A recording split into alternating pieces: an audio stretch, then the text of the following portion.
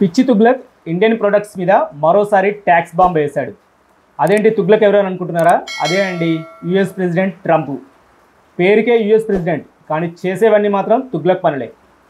మొన్నే ఇదివరకు 25% Indian products మీద ట్యాక్స్ పెంచుతున్నా అని చెప్పేసి అన్నాడు.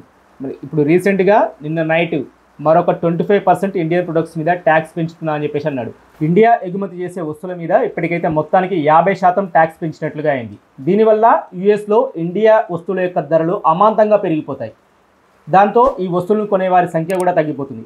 దీని కారణంగా ముఖ్యంగా ఇండియాలో నష్టపోయే పరిశ్రమలు ఏంటంటే leather, chappal, chemicals, seafood, jewellery, clothes.